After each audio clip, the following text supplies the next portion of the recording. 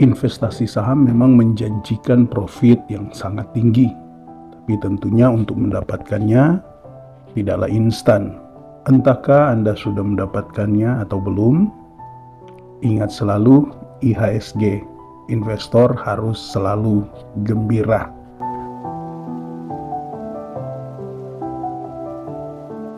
Sobat investor, ada beberapa bagian penting yang harus kita perhatikan dalam investasi saham, di mana di dalamnya butuh pembelajaran, butuh ketekunan, butuh kesabaran, dan hal-hal yang lainnya.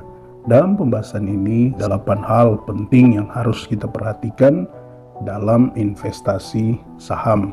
Nah, sebagai seorang investor, yang perlu kita perhatikan pada bagian yang pertama adalah good company atau perusahaan yang bagus. Tentunya untuk mendapatkan hasil yang maksimal, apalagi kita sebagai seorang investor yang berinvestasi dalam jangka waktu yang panjang, tentunya bagian pertama yang harus kita tentukan adalah memilih atau mendapatkan perusahaan yang bagus. Karena perusahaan yang bagus tentunya akan menjamin keuntungan yang maksimal di dalam investasi kita. Dengan kita memilih perusahaan yang bagus, maka setidaknya keamanan dari uang kita itu akan lebih terjaga dibanding dengan perusahaan-perusahaan yang boleh dikatakan kurang bagus. Nah, perusahaan yang bagus sendiri biasanya bisa kita lihat dari berbagai hal, yaitu diantaranya berbicara tentang GCG-nya atau Good Corporate Governance-nya, atau direksi dari perusahaan itu, jajaran kepemimpinan dalam perusahaan itu. Memang tentu sebagai pemula terkadang sulit untuk kita bisa mempelajari hal ini, tapi setidaknya ada gambaran yang sederhana yang bisa kita lihat, yaitu dengan mempelajari laporan keuangan, tentunya dengan keuangan yang stabil, dengan peningkatan perusahaan, tentunya itu juga sudah menjadi satu indikator bahwa jajaran kepemimpinan dalam perusahaan itu sebenarnya bekerja dengan baik. Atau mungkin kita bisa googling, kita bisa cari informasi tentang orang-orang penting dalam perusahaan yang sahamnya akan kita beli. Yang kedua, tentunya perusahaan yang baik itu ditandai dengan pertumbuhan dalam hal laba. Laba harus terus bertumbuh dalam setidaknya minimal kita memperhatikan antara 3, 5, atau 10 tahun. Sehingga dengan demikian kita bisa menyimpulkan bahwa itu termasuk perusahaan yang baik, yaitu ditandai dengan pertumbuhan dalam hal laba. Perusahaan yang baik juga itu ditandai dengan hutangnya. Atau kalaupun mungkin memang dia pernah memiliki hutang yang tinggi karena dipakai untuk operasional perusahaan tersebut, dan kemudian kita melihat bahwa makin lama hutangnya makin menurun dibarengi dengan peningkatan ekuitas, tentunya itu sudah menjadi satu gambaran bahwa perusahaan itu adalah perusahaan yang bagus. Bagian yang kedua yang harus kita perhatikan dalam investasi saham adalah prospek. Prospek dari perusahaan yang akan kita beli sahamnya tentunya harus kita perhatikan, di mana ada beberapa hal yang harus kita perhatikan, yaitu yang pertama, dijual dalam jangka panjang. Artinya yang ditawarkan oleh perusahaan tersebut, entahkah itu dalam bentuk barang atau jasa dan lain-lain sebagainya, apakah itu laku dijual dalam jangka panjang. Memang tentunya ketika menjual sesuatu itu bisa saja itu laku, tetapi jika itu laku tetapi hanya dalam jangka waktu yang pendek, tentunya itu tidaklah baik untuk kita berinvestasi dalam jangka waktu yang panjang. Maka sekali lagi perhatikan berkaitan dengan prospek, apakah perusahaan yang kita pilih itu menawarkan jasa atau menawarkan barang yang kemudian itu laku dijual dalam waktu yang panjang. Jika itu ada dalam perusahaan yang kita pilih, maka berarti perusahaan yang kita pilih itu memiliki prospek. Yang kedua berkaitan dengan prospek adalah sarana penunjang. Tentunya ini sangat penting karena ini akan sangat berdampak pada kinerja dari perusahaan itu. Jika perusahaan yang kita pilih sarana penunjangnya kurang bagus, tentu itu juga akan berdampak pada laba. Dan yang selanjutnya berkaitan dengan prospek juga, yaitu apakah perusahaan ini dijalankan kemudian ini menguntungkan masyarakat. Sebab bisa dibilang ada juga mungkin perusahaan yang berjalan atau dijalankan tetapi hanya menguntungkan satu dua pihak saja sementara yang lain tidak. Tentunya perusahaan-perusahaan seperti ini untuk dalam jangka waktu yang pendek mungkin bisa meraih keuntungan, tapi jangka waktu yang panjang pasti justru akan mudah rugi atau karena akan banyak menghadapi masalah. Selanjutnya yang ketiga yang perlu kita perhatikan dalam investasi saham adalah harga wajar dari saham yang akan kita beli. Ini merupakan bagian yang sangat penting karena dengan menemukan harga wajar itu akan membuat kita bisa memaksimalkan profit yang akan kita dapatkan, sekaligus akan membuat kita merasa tenang sekalipun ada saat-saatnya di mana saham yang kita beli itu mengalami penurunan harga. Penting untuk sobat investor menemukan harga yang wajar, ya, harga yang wajar yang kemudian bahkan bisa kita diskon lagi. Sekiranya harga wajar yang kita temukan itu misalnya 100, kemudian kita diskon lagi, kita nanti beli di harga 80, 90 atau mungkin lebih ke bawah lagi, itu akan lebih baik lagi. Nah, sederhananya memang bagi seorang pemula itu sulit ya untuk bisa menemukan dengan pasti, dan kalau kita mempelajari menemukan harga wajar itu tentu banyak cara. Tapi sebenarnya sederhana saja bahwa untuk mencari harga wajar setidaknya kita pakai matriks ini aja, yaitu price book value dan kemudian price earning ratio dan juga kemudian free cash flow. Setidaknya tiga hal ini sudah bisa menjadi matriks dasar untuk kita mencari harga wajar dari suatu saham, yang kemudian bisa juga kita gabungkan dengan matriks-matriks yang lainnya. Tentu ini sangat membantu dibanding kita membeli suatu saham dengan hanya menebak atau berspekulasi dengan melihat bahwa harganya turun puluhan persen maka sudah layak dibeli, padahal sebenarnya dengan turun puluhan persen pun sebenarnya dia masih dikategorikan masih over value atau masih di atas nilai harga wajar. Jadi teman-teman sebagai pemula atau tentunya ke depan seiring waktu sobat investor harus terus mengasah kemampuan dalam menemukan harga wajar dari suatu saham, karena tentunya menemukan harga wajar itu butuh banyak pendekatan dari berbagai hal, tapi seiring waktu pasti kita akan menemukan suatu trik atau strategi yang cocok untuk kita terapkan. Yang keempat, bagian yang penting yang harus kita perhatikan dalam investasi saham adalah metode. Kita harus bisa menemukan bahkan menggunakan metode dalam investasi. Setidaknya ada metode yang bisa kita pakai, bisa berbicara tentang value investing, dividend investing, growth investing, dan juga berinvestasi dengan metode mencari saham-saham yang turn around atau saham-saham yang sudah merugi tapi kemudian ada kemungkinan untuk dia kembali meraih keuntungan sehingga akan menarik minat pasar untuk kembali membeli saham tersebut, dan itu pasti akan meningkat. Jadi sobat investor perlu memiliki metode yang cocok untuk sobat investor sesuai dengan kemampuan yang Anda miliki. Penting untuk seorang investor itu menentukan metode yang dia pakai, dan tentunya di sini penting sekali untuk mengimbangi apapun metode yang Anda pakai, Anda tetap harus berusaha untuk menguasai semampu-mampunya Anda, dan tentunya ini merupakan pembelajaran seumur hidup Anda dalam Anda berinvestasi. Temukan metode yang tepat untuk Anda gunakan dalam investasi saham Anda. Selanjutnya, bagian penting yang harus Anda perhatikan adalah diversifikasi. Nah, diversifikasi di sini memang perlu pemahaman yang benar, karena beda orang bisa beda cara penerapannya. Seperti contoh, hal yang perlu diperhatikan dalam diversifikasi adalah modal, ya.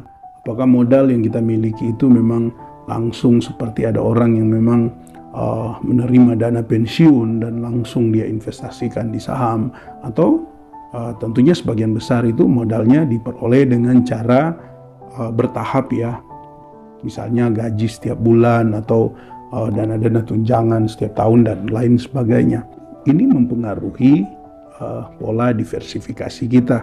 Tentunya akan lebih menguntungkan jika itu dilakukan sesuai dengan keadaan Anda, karena bagian kedua yang perlu diperhatikan dalam diversifikasi adalah kepribadian Anda. Jika memang Anda orang tipenya konservatif, mungkin Anda bisa lebih memilih mendiversifikasikan uang Anda di saham dengan membeli lebih banyak saham dibanding dengan orang yang agresif. Justru lebih baik Anda membeli artinya diversifikasi sempit, sehingga keuntungan yang akan dicapai itu bisa memuaskan Anda. Kalau saya sendiri lebih condong untuk berinvestasi dengan diversifikasi yang lebih sempit lagi, karena memang pernah juga berinvestasi dengan diversifikasi yang sangat luas, bahkan 20-30 saham saya beli, tetapi kemudian itu tidak maksimal.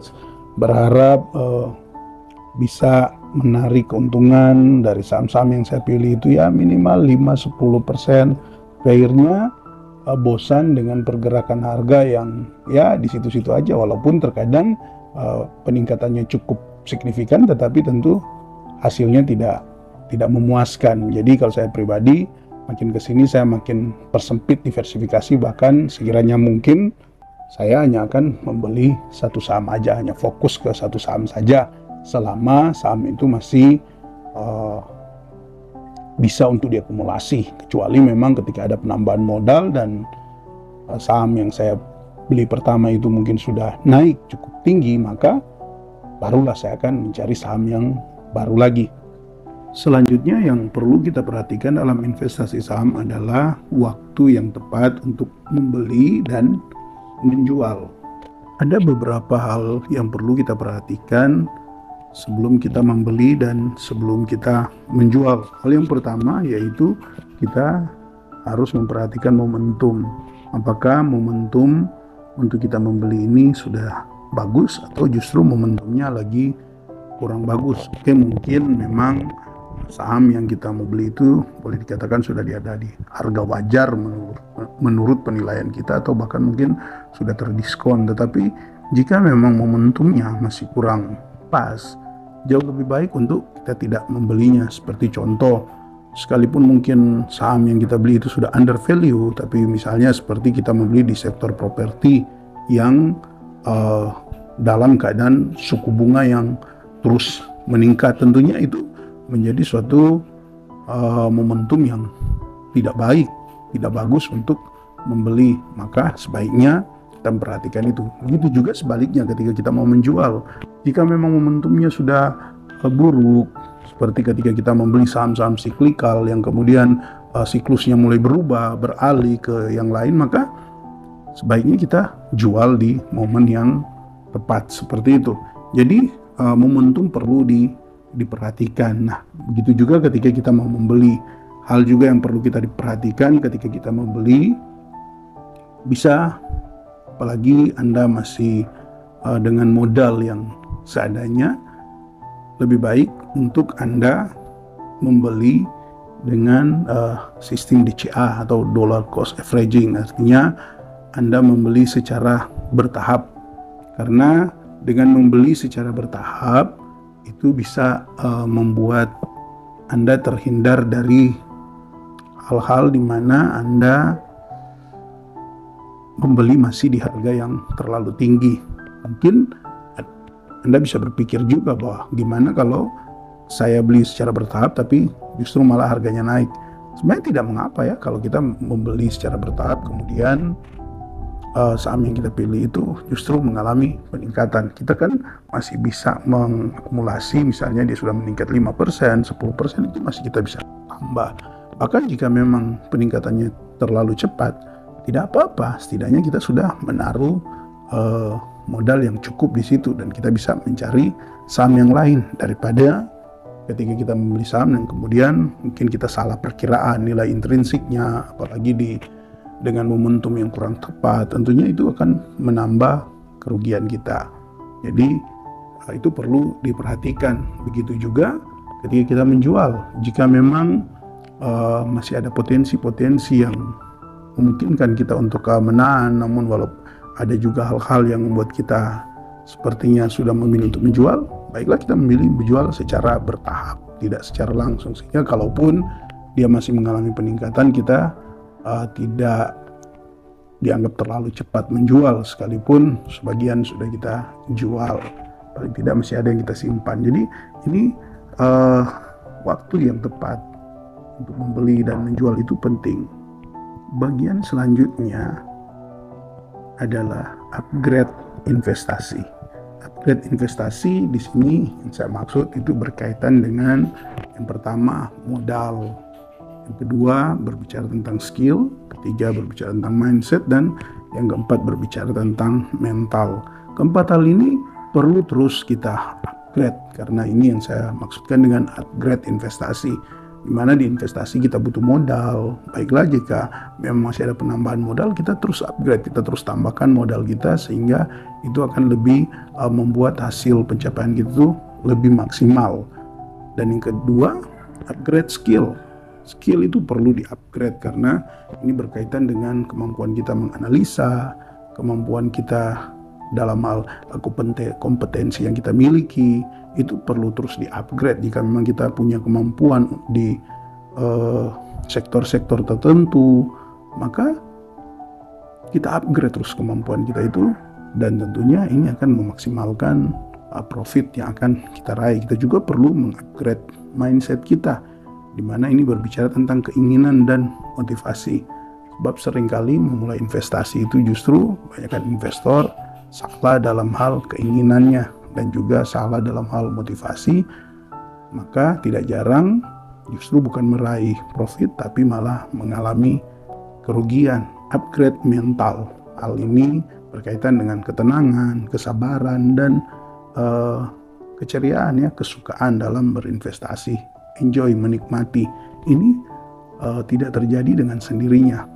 Tentu ketika kita memulai berinvestasi, ketenangan itu masih boleh dibilang masih sangat minim. Begitu juga dengan kesabaran, dan juga begitu dengan bagaimana kita menikmati investasi kita. Biasanya kita lebih tegang, lebih khawatir, dan lain-lain yang kurang baik itu yang justru ada ketika kita baru memulai berinvestasi. Jadi penting untuk terus mengupgrade baik modal maupun juga skill, mindset, serta mental. Nah tentunya untuk hal ini bisa tercapai, upgrade investasi bisa tercapai, kita perlu untuk sering-sering membaca, sering-sering mendengar berita-berita dan yang lainnya. Juga tentu dilengkapi dengan praktek. Apa yang kita baca, apa yang kita dengar, apa yang kita pelajari, kita praktekkan.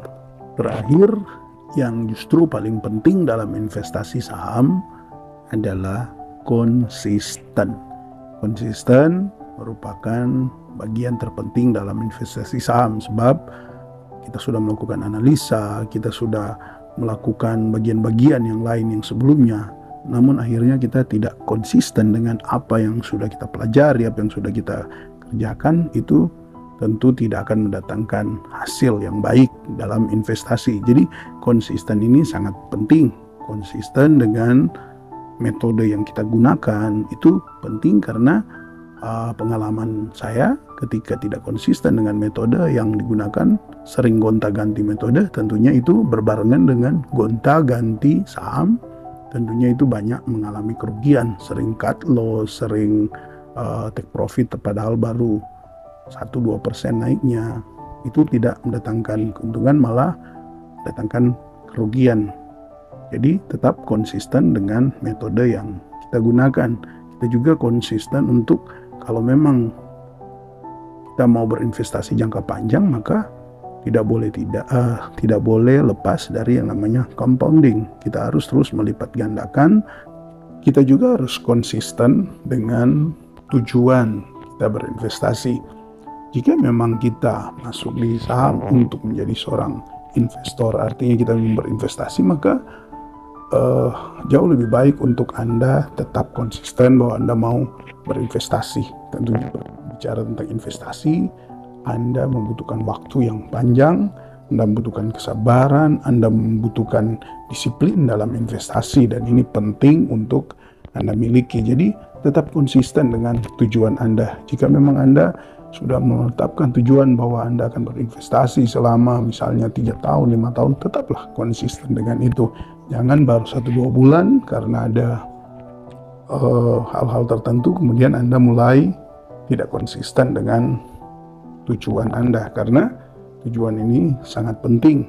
Tujuan ini akan menjadi satu bagian yang akan menyemangati Anda dalam investasi saham. Sobat investor, bagian-bagian ini harus terus kita perhatikan, dan mungkin masih ada bagian-bagian yang lain, tapi setidaknya dengan 8 bagian ini bisa menjadi